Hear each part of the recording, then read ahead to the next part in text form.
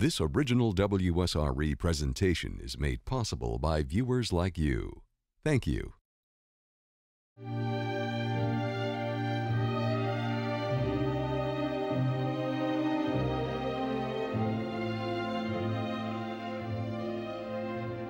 know, the idea of pausing and playing has to do with time. When we work with music, the music itself starts to dictate the flow of time.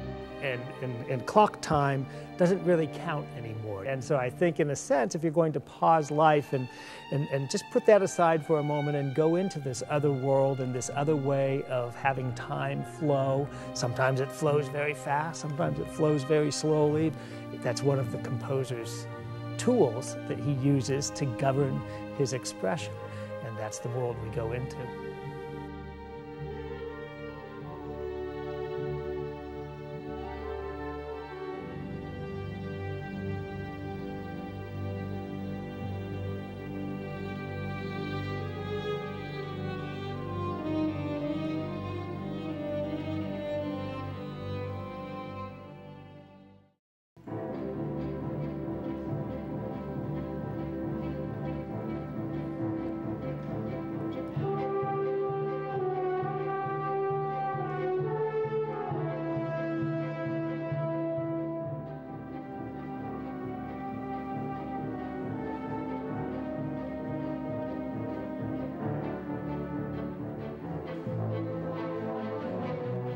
The Pensacola Symphony is one of the most exciting and gratifying places to make music that I've ever worked. They're so passionate about what they do, and it extends not just the musicians on the stage, it's the staff, it's the board, it's the volunteers, it's the audience.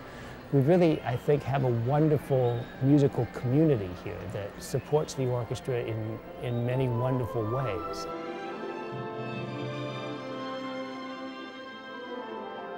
Music has always been something that just, I don't know, you hear those first chords and there's something that responds and wants to go into that world and to just share those feelings and those emotions and all those things that make being a human being so special. My name is Christina Littlejohn, and I'm Executive Director of Pensacola Symphony Orchestra. All of us that are involved in this got hooked at some point in our lives and know that music has the power to transform a person, an individual, a community. My job is to make sure that that keeps happening. I'd say as Executive Director of the orchestra, you're the person that's responsible for keeping all the different pieces together.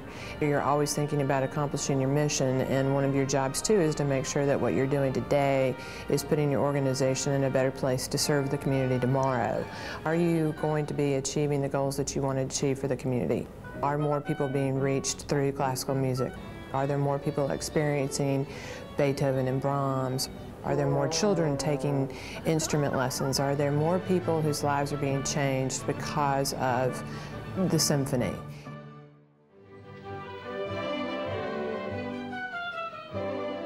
Music is essential. It makes us human, you know, and we are definitely a part of the fabric of the community in that regard. I'm Brett Barrow, and I'm the Director of Education and Development for the Pensacola Symphony. I also play principal trombone with the orchestra. The role of our symphony is basically to try to help the well-being of the community through various programs, through lifelong learning, basically a continuum that starts from early elementary and goes through, you know, senior adults. We start with elementary music programs, bringing ensembles into the schools. We you know, work with middle school and high school directors, many of which are in our orchestra, that are also musicians in our orchestra. We hold pre-concert lectures.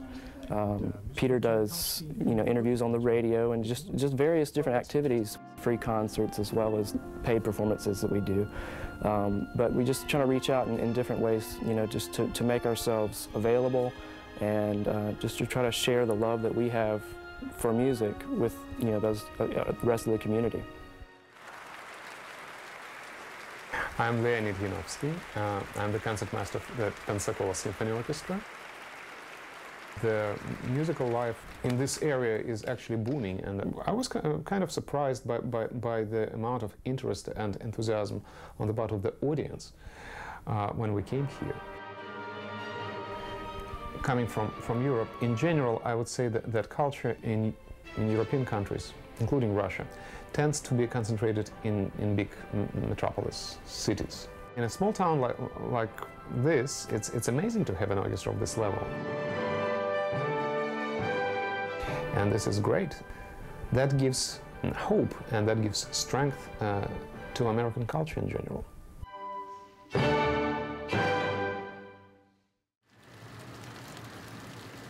It is so wonderful to be back here with you again today. I always sort of look at this luncheon as the first event of the season. Not that we've been lazy down in the office or that we haven't been busy. We spend the summer being very busy working on all of the planning, both for this season and for next. But it is so nice to come back and actually see the faces and feel the momentum beginning as the season is upon us. The season coming up will be, in many ways, a challenging season. I assume that you're all aware by now that the Sanger Theater is closed. The last event was last June, and it will be closed for a while. And so we are playing our season in no less than 8 different churches across the course of the year. I think the benefit of playing in other venues than what we're used to with the Sanger Theater is that we do bring in some different audience members that might not normally come to one of our concerts because it's their church. I would also say from a musician's perspective, it's advantageous from an acoustical point of view. The acoustics are beautiful in the church and it gives us a bit of a different sound, although it does pose a challenge because it's different each time we go there. We have to adjust. The sound basically projects out into the audience, and it's a little bit smaller hall than our concert hall, but the sound just really comes off the stage. It leaps out into the audience. It's just such a live and vibrant acoustic. It's been very, very gratifying in that regard to be able to hear yourself perform, and that was kind of lost in our Sanger Theater, which was never really intended to be a concert hall. So hopefully when we go back in, the sound shell and with all the improvements they've made will definitely improve that experience for the audience and for the musicians on stage. Let me spend a moment and put it in context of why it is that we're doing this. I've been here 10 years now. If I look at the big picture, this is the most important thing that's happened since I've been here, and it's important that we see it through. And now for the historic, groundbreaking, ground turning for the brand new Sanger Theater renovation and expansion project.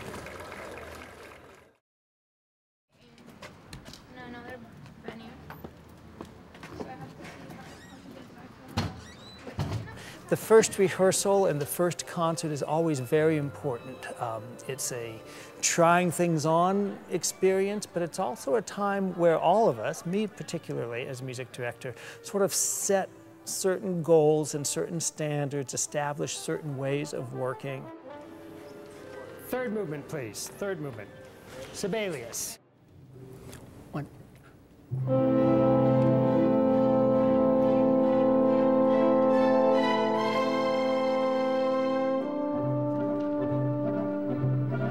Winds right on that entrance. Oboes, clarinets, bassoons right on that entrance.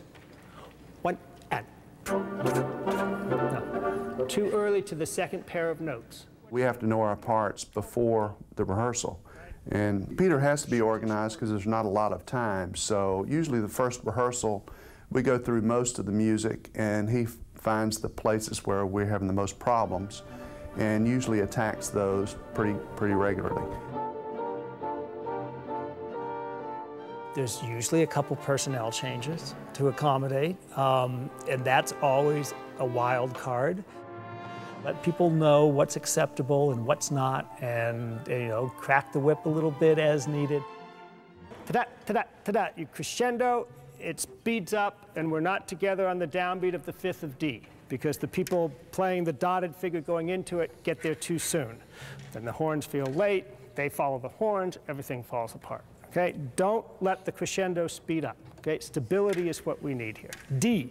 I would say really one of the most exciting moments for me of the season happened very early on. Our first time on the stage at First Baptist Church, Friday night rehearsal, and we're playing, and it's a whole new acoustic, and there's a lot of anxiety because we've got a lot riding on, are we going to be able to successfully play in First Baptist Church? Okay. It's tough But the sound in here is really fantastic. I mean, it's going to be great. We just have to work through it. The first like 45 minutes or an hour of the rehearsal was pretty rough and pretty chaotic as we're all adjusting. But by the end of the first night, you know, we had all learned that indeed acoustics mean everything, and the acoustics in First Baptist were going to be helping us. And we started to discover a new sound that we've never been able to have in the Sanger Theater, and hopefully the sound that we will have when we're done with the Sanger Theater renovations. So first concerts tend to be somewhat exploratory, and then we build on that as the season goes. By the time we get into the spring of the season, we've got a lot of momentum. We've gotten to know each other very well, and I commonly will try to program particularly challenging pieces in the spring when I feel like the orchestra has gelled and is really ready for a big push.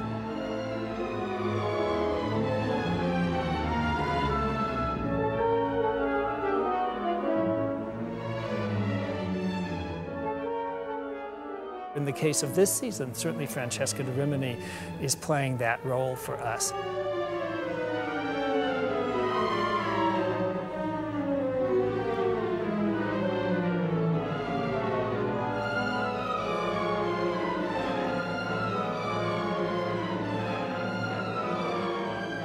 Perform Francesca de Rimini at the end of the season was something that we've been looking forward to all year long. You know, whenever we were planning bowing sessions or planning rehearsal schedules, we always had in mind, you know, let's make sure we're positioned where we need to be to do Francesca, both to do it for our live performance at First Baptist as well as to do it in the studio for the television recording. It's always nice to feel like you've got a challenge out in front of you that you're working towards. And one of the things that is so wonderful about the Pensacola Symphony is the way they embrace a challenge. Francesca is such an exciting piece for an orchestra to play, and part of what makes it exciting is that there's so many different ways into this piece. There's the whole question about the story behind it and the legends behind it. There's the different technical demands on the orchestra that are so extreme. There's just the sort of over-the-top passion about the piece throughout.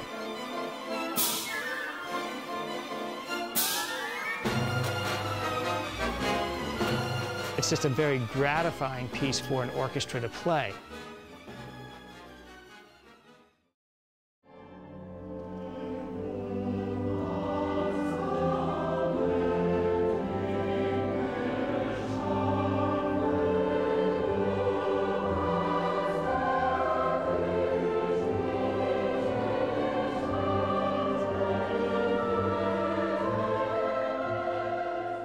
We don't very often just sit and have our attention focused on music unless we're at a live performance.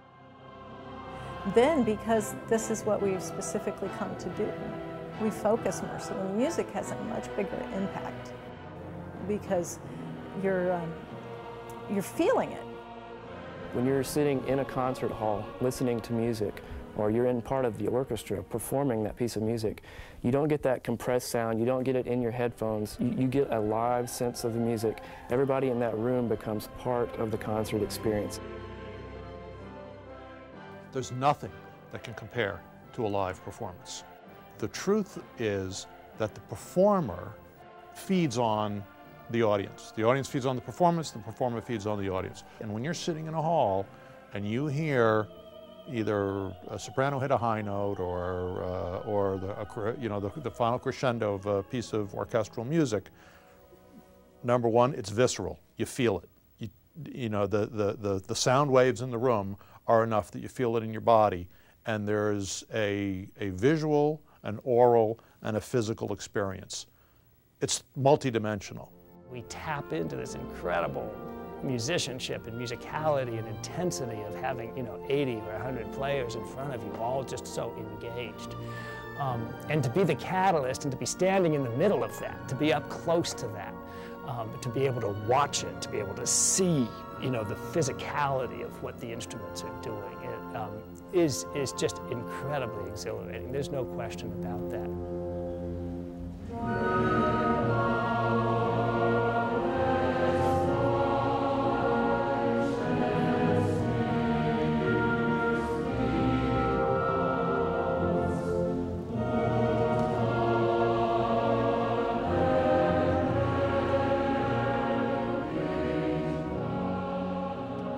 think in the age of technology that we're in, that live performances matter even more and are even more important and more essential to our life today. We need to, as human beings, be social. There's a need in that for us, and going to concerts and experiencing it with others is a great touchstone of humanity. It's human-to-human contact, and our concerts a lot are social events. You know, people do enjoy seeing each other during the intermission or at the end of the concerts. I think it's just the shared experience of a large group of people, and I think that's been emphasized and maybe solidified in this last year when we've been wandering from place to place performing. We're getting standing room only crowds, and there are people that really enjoy it and want to listen to us. When you're talking about the life of music, the life of music has a lot more than just the notes. There's a lot of other things that happen around the music that make us human.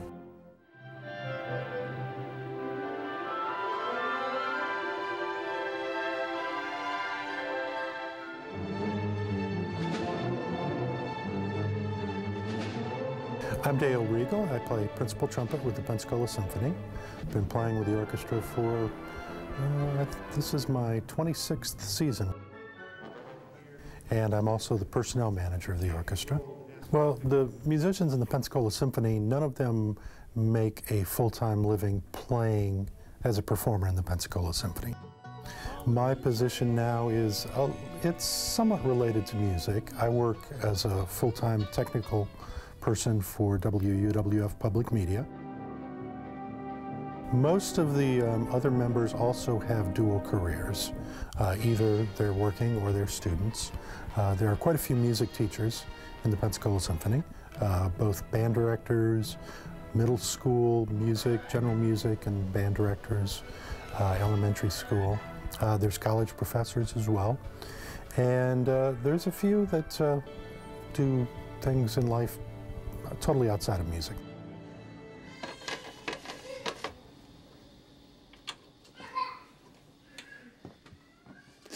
I'm Jeff Leanhouse. I've been principal horn of Pensacola Symphony. This is going to be my 11th year. It's been very different since we have a Leanhouse family now with a little daughter. She's quite a handful. What is it, sweetheart? Daddy's playing horn. Daddy's playing horn. Well, personally, I teach at the University of West Florida over here in Pensacola. Also, I play in 4 different orchestras on a very regular basis. The thing that I enjoy about the smaller orchestras, if you looked at the amount of music I play during the year and the different pieces that I've played and you just stack them all up for this is what you played in a year, people wouldn't believe it because you're in 4 orchestras, so you go around playing so many different pieces. And if you're doing it for the love of the music, then, you know, that's the best way to do it. Daddy's got to go to work. Daddy have a kiss? And a hug?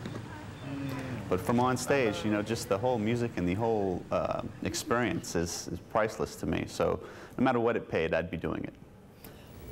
What I have found inspiring with the Pensacola Symphony is how engaged all these people seem to be in what they're doing, how much joy they seem to get from playing the music they're playing. They're doing it because they love doing it.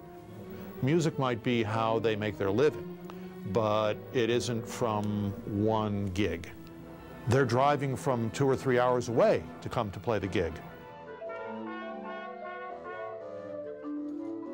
In my case, I have a day gig, and the day gig is being the department head at PJC. And I also teach trombone. I also play in a professional brass ensemble. I have a big band that my wife, Holly Shelton, sings in.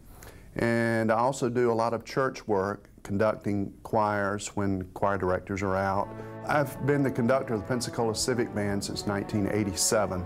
I also play in pit orchestras for musicals. Sometimes I conduct musicals, so I have my hands in a lot of different things. It's not a full-time job playing in the Pensacola Symphony, so I also play with other organizations such as the Mobile Symphony and with the opera and the Choral Society and ballet and so forth. I also teach privately pretty extensively. I have a private studio at home. So all of these things balanced with the kids' schedules tends to be pretty challenging, but you have to do it because you love to do it, and it's certainly a privilege to be able to do what you love to do, and when you feel such a passion for it, it's a great life. So we do what we have to do and make it work. In Pensacola, there are distinct times where there's different kinds of music. So music plays a big part in the Christmas season. We're very busy during that month. Usually do a New Year's Eve concert, and we play a lot of pop music during that time and feature a soloist or two or three.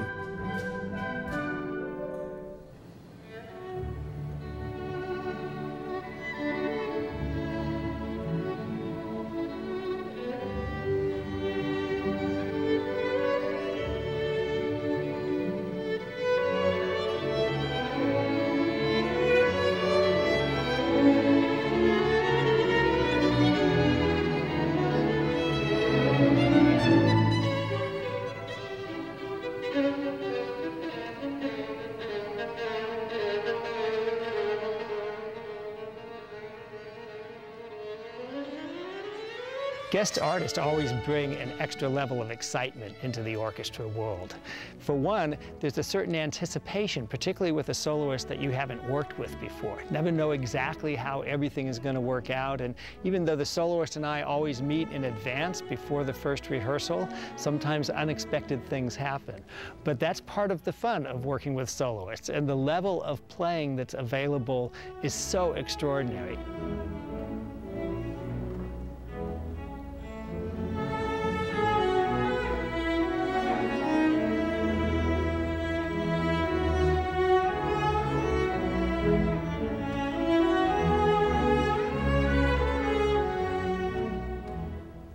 Many soloists really like coming to Pensacola. It's a wonderful audience, it's a wonderful orchestra, and we're able to attract some spectacularly fine players that really bring an element of excitement into the mix.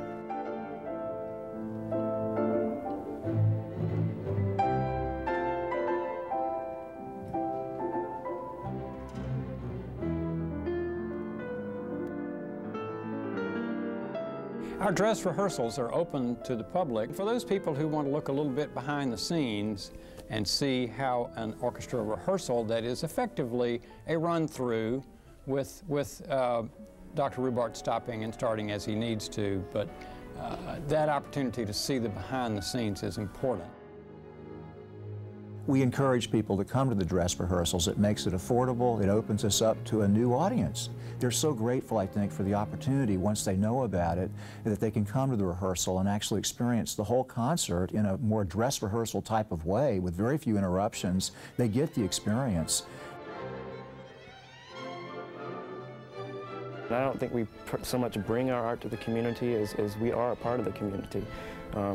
We go to church here, we go to the schools here, and we work with students. And myself, I actually was a student in 5th grade. My first time going to a symphony concert was in 1990. I heard the Pensacola Symphony on stage for the first time, and 18 years later, here I am.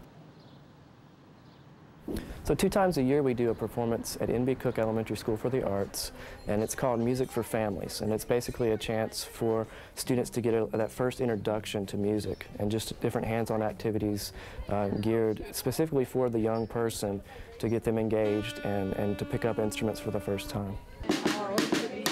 I'm Bob Moulton. I'm a subscriber of the symphony, but I read in the paper that this was going to take place, and I have 2 great nieces, and I wanted them to have the opportunity to get to know some of the instruments, and the children are really enjoying it. We've got a good turnout, and I think it's special.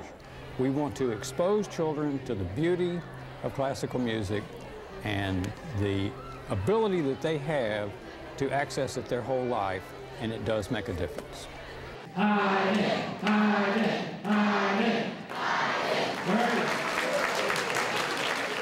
Peter did dress up as Haydn, and with the full powdered wig and everything, so it was a way for him to relate to the audience. Thank you all so much for coming this morning. We have a program titled What is a Symphony? And I'm going to use this symphony to explain about symphonies and my symphony.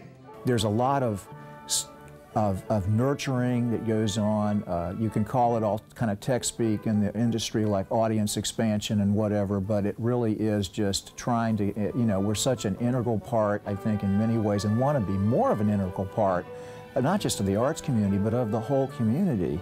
And the way to do that is through the education programs. If we do not recognize that music is essential, like the Greeks did, as essential as science and math and all of the other, quote, core subjects, music is more core to most humans than most anything around them.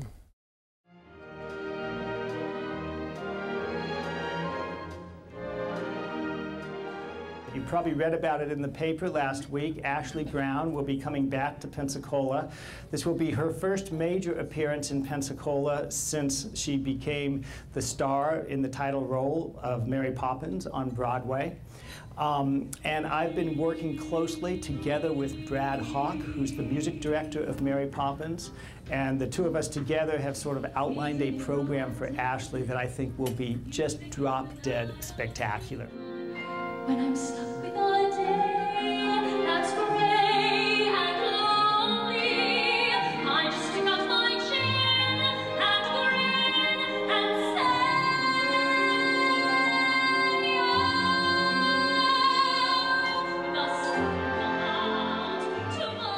say, well, the first time I worked with the Pensacola Symphony Orchestra was when I was in 4th grade, when I was a part of the Pensacola Children's Chorus, which then it was called the Pensacola Symphony Children's Chorus before, because it was only the 2nd year that it started. And I just did some group numbers with the symphony, you know, so we performed with them for about 5 years when I was really, really young. You know, it was just my first orchestra experience, and so it was just my first time ever singing live with professional instruments. So it got me started. You see, I've been here long enough that I do remember Ashley when she was in the children's chorus, and I'm looking at this, you know, 14-year-old angelic girl singing this, and I'm thinking, boy, this girl's good, you know. And here we are now, 10 years later, and she's back as a fully mature, fully developed Broadway star, and has developed a special program just for this concert. It's amazing, and it's great to finally be able to come home because I haven't done anything since I left for college, so I'm really excited about coming home.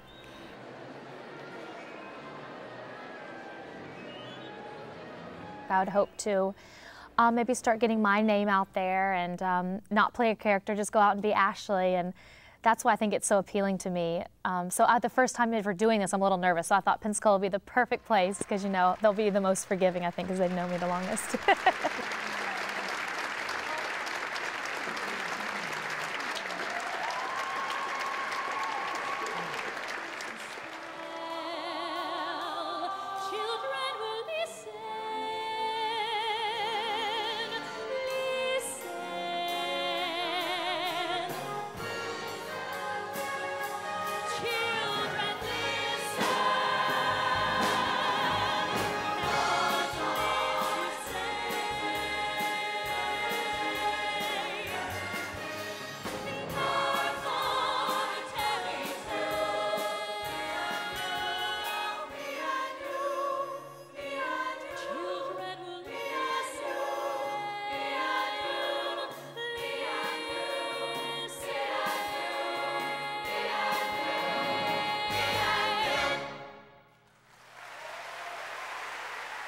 Ashley was without a doubt a high point for the musical community of Pensacola and will be remembered as such for decades. That was a great, great night for us.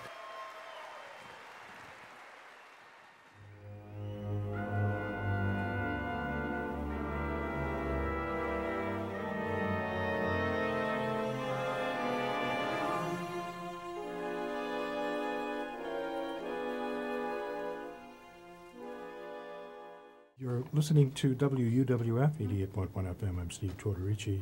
Once again with Maestro Peter Rubart, who's here to tell us about their concert. This is scary music. This tell us about this. This is Francesca da Rimini by Tchaikovsky. That's right. This is a tone poem of Tchaikovsky's. a well-known piece within orchestra circles, but probably not quite as famous as some of his really big hits, you know, that everybody's so familiar with. I felt that this would be a particularly good piece to try to explore through television because of this extra story that comes behind it, because of Tchaikovsky's life, and because it's such a physical piece. Just the athleticism of the playing on the orchestra is so visceral, so immediate, that the television cameras can really pick that up.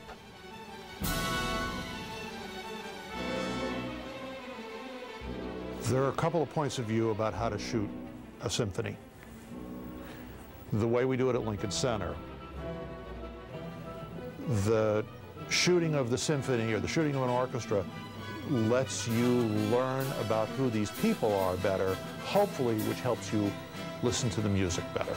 I'm showing you the tension of those fingers on the strings, or the concentration in the player's face that you can't see from 30 rows back.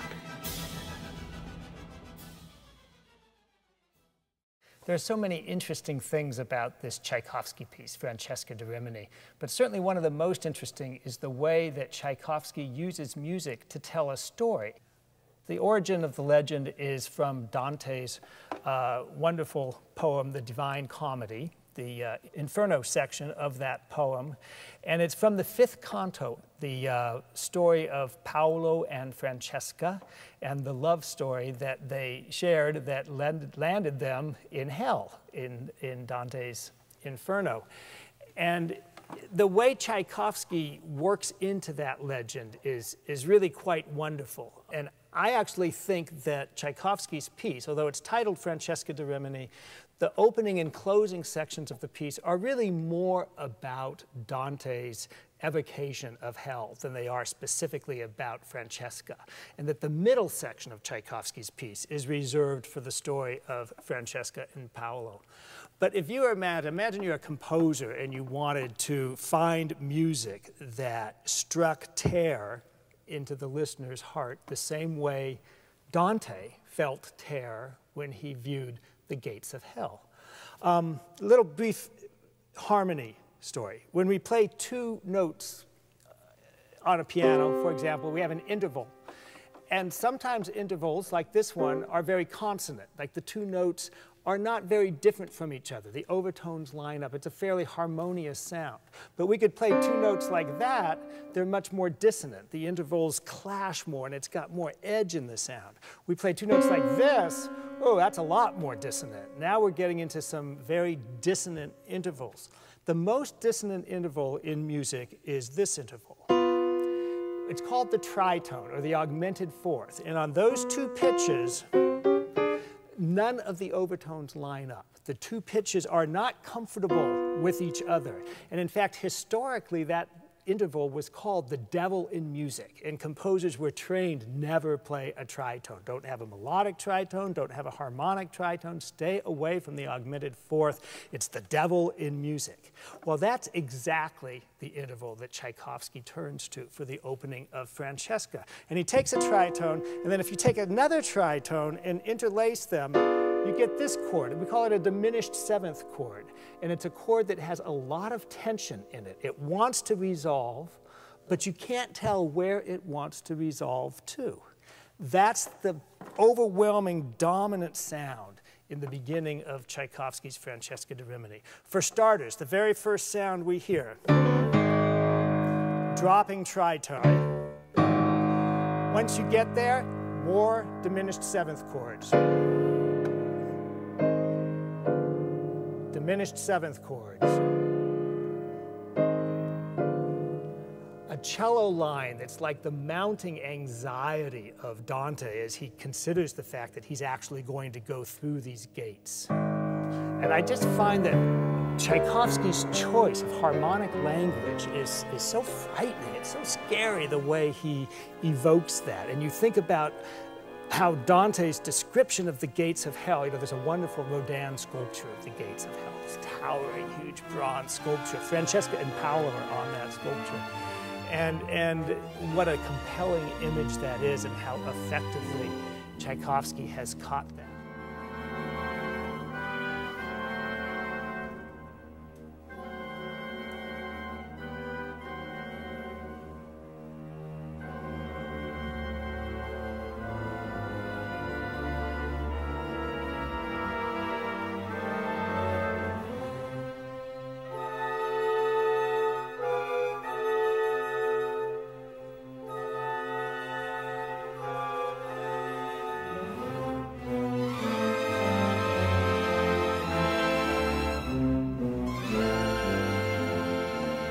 At the end of that, we move into what I think is sort of Tchaikovsky's expression of the fourth canto, a very sort of turbid and lugubrious chromatic section.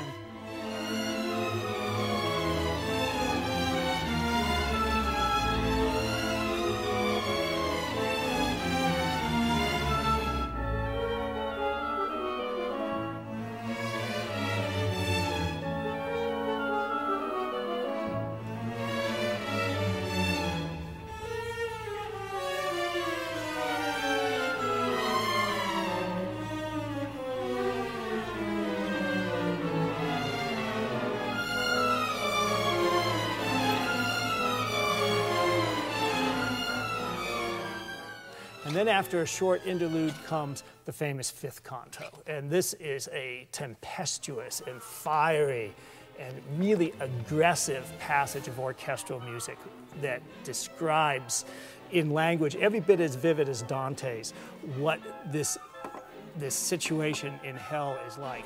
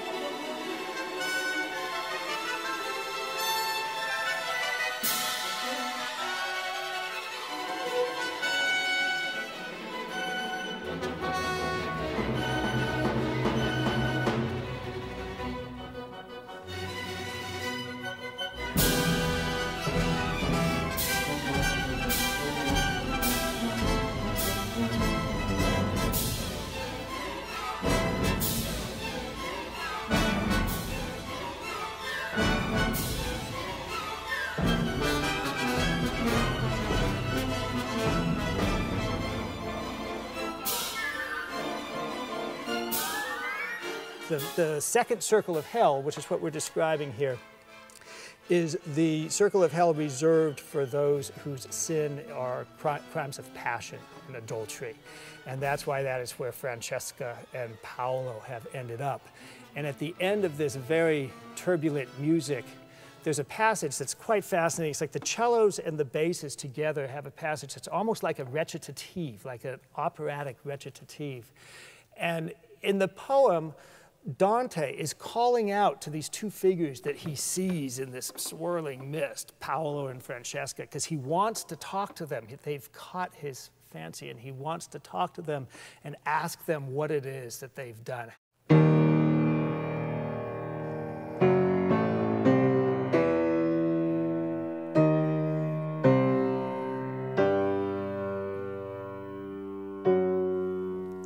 And here you can almost sense Francesca thinking about what her answer to Dante is going to be.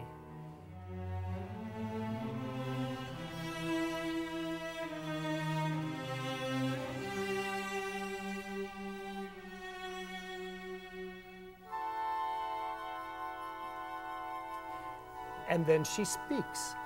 And she speaks in the voice of a solo clarinet, a single clarinet. Nothing else is playing in the orchestra.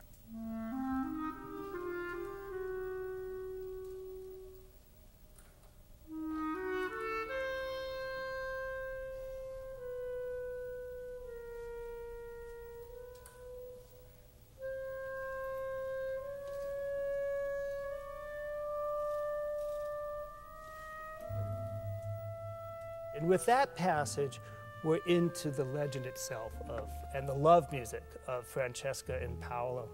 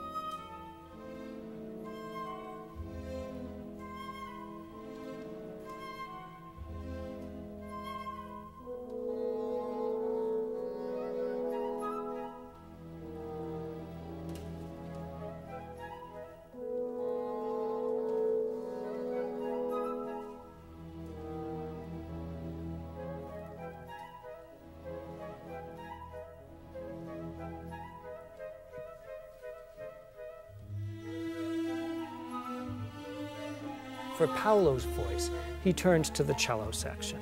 And that's the sound that Tchaikovsky turns to for Paolo's answer to Francesca's melody. And the melody starts the same, but then expands into entirely new horizons.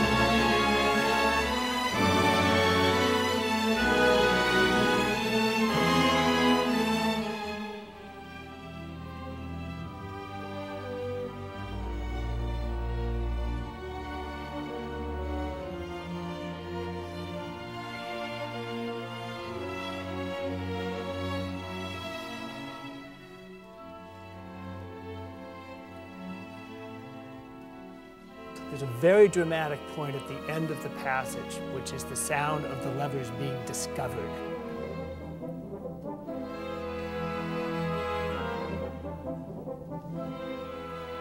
And Tchaikovsky evokes French horns, the sound of like troops arriving because the levers have been discovered.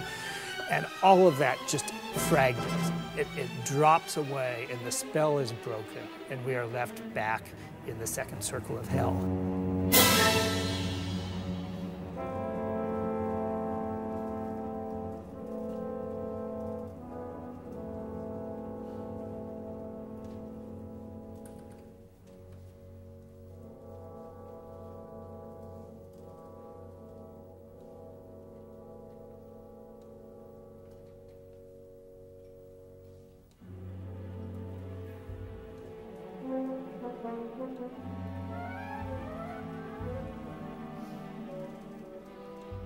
And Tchaikovsky wraps the piece up by bringing back much of the same music that he had at the beginning of the piece, and thereby sort of rounding out and fusing together a musical form that makes perfect abstract sense, sort of an ABA type of musical form, together with a dramatic form that ties together into Dante's Inferno.